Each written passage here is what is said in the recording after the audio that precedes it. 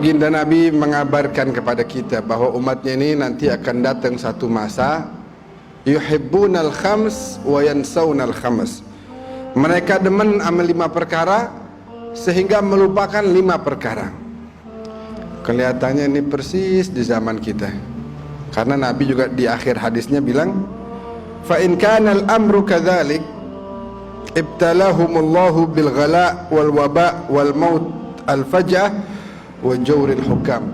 Kalau udah datang nih zaman yang kayak begini, kata Nabi, maka Allah akan uji hamba-hambanya dengan al-ghala, yaitu harga-harga melambung tinggi, barang-barang susah ditemukan.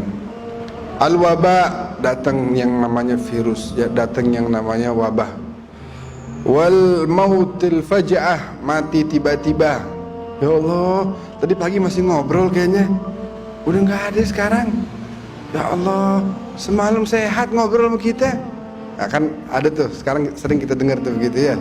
Itu namanya al-mautul faj'ah, mati tiba-tiba. Wa jawril hukam, dan akan diuji dengan banyak orang-orang jahat yang akan memanfaatkan kita, melakukan kezaliman terhadap kita.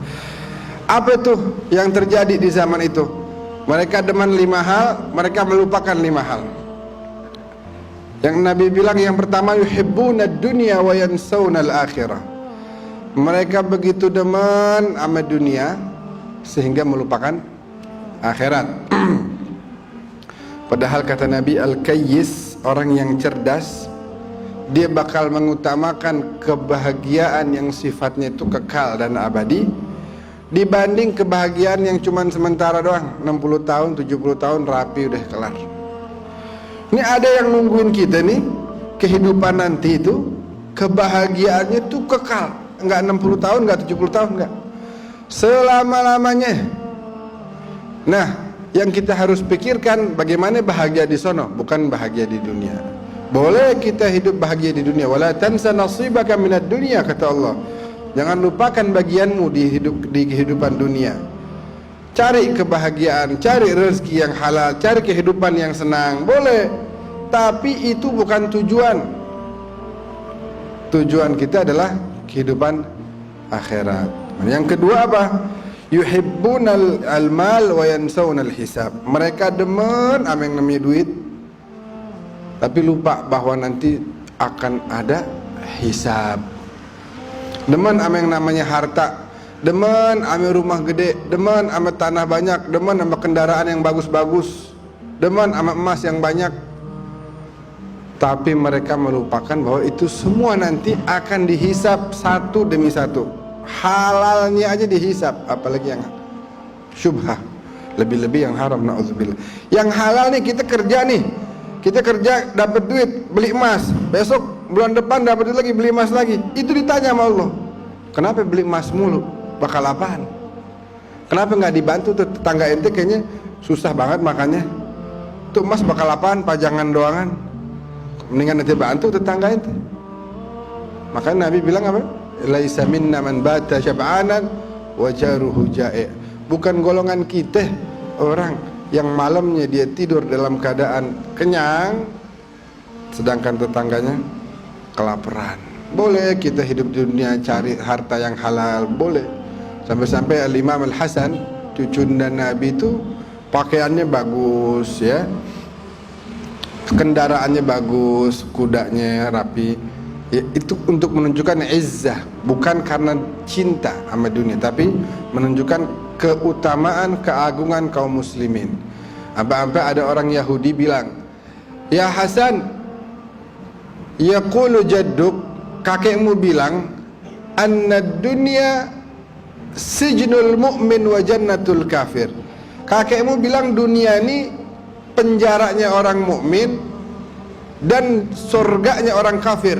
Lah ini anak kafir, hidup anak susah, pakaian anak compang-camping, bagaimana mau dibilang ini surga? Sedangkan engkau mukmin, pakaianmu bagus, kehidupanmu berkecukupan. Bagaimana Nabi bilang dunia ini katanya bagimu adalah bagaikan penjara? Benar gak sih kakekmu ngomong begitu? Kata Sayyidina Hasan, sadaqa jaddi Rasulullah, betul apa yang dikatakan oleh kakekku Rasulullah. Dunia nih, seberapapun Allah berikan kekayaan bakal saya, jika dibandingkan dengan kenikmatan yang Allah janjikan di surga, maka kenikmatan yang di dunia ini bagaikan penjara bagi saya. Begitu nanti saya lihat tuh, waduh, nih surga nikmat banget. Maka yang saya rasakan sekarang nih, ini bagaikan penjara. Nggak ada nikmat-nikmatnya bakal saya. Ini bakal cuma menjalankan kehidupan demi menambah bekal menghadap kepada Allah Subhanahu wa taala. Ini Allah berikan kelebihan buat saya untuk saya bantu kepada fakir miskin. Kamu nih hidup compang-camping begini, makan susah, hidup susah, pakaian sederhana.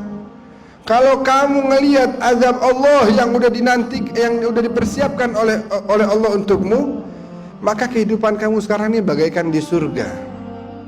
Ini udah begini nih, ini bagaikan di surga dibanding nanti azab Allah yang sangat pedih. Oh itu Imam Al-Hasan terkenal. Sayyidina Hasan cucu Nabi ini terkenal. Rumahnya seperti hotel, tapi nggak berbayar, gratis. Bakal orang-orang yang capek mau nginep, yang lapar mau makan. Pagi, siang, sore, malam. Ya Allah, susah tuh. Terima tamu tuh bukan gampang. Coba tamu datang ke rumah kita pagi, siang, sore, malam, bagaimana tuh?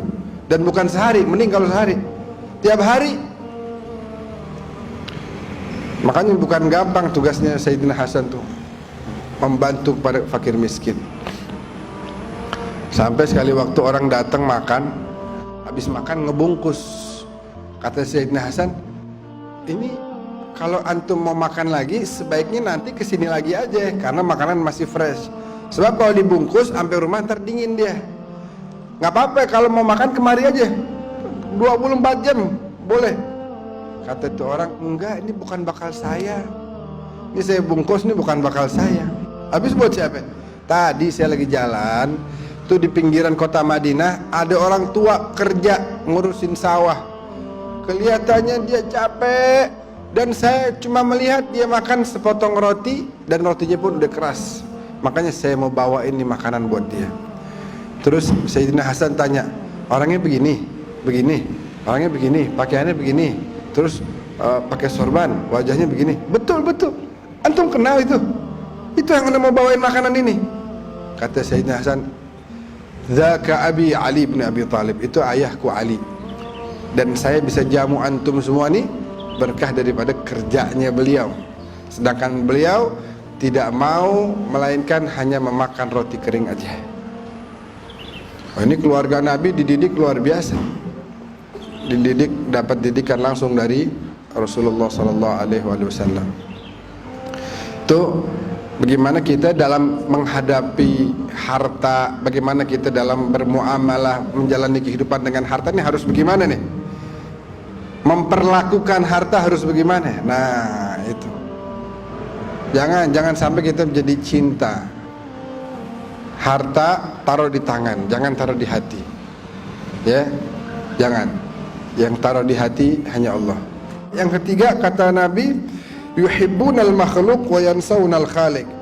Mereka cinta mati sama makhluk, tapi lupa sama Khalik yang menciptakan, yaitu Allah Subhanahu wa taala. Asal ada masalah yang kepikir orang, ini kira-kira siapa nih yang bakal bantu saya nih? Ini kira-kira saya bisa datengin siapa ya? Dia udah lupa sama sekali, Allah udah nggak diingat sama dia. Kayak nggak ada. Yang dia ingat pejabat siapa nih yang bakal bantu saya? Ya aparat siapa nih? Asal punya apa nih? Ada masalah. Oh asal tahu ya, saya punya dekingan Jenderal bintang 3. Waduh, ini kan kacau. Jadi apa-apa selalu menyandarkan dirinya kepada makhluk. Jangan. Sandarkan diri kita kepada yang maha kuat, Allah. Sandarkan diri kita kepada yang maha kaya, minta apa dikasih.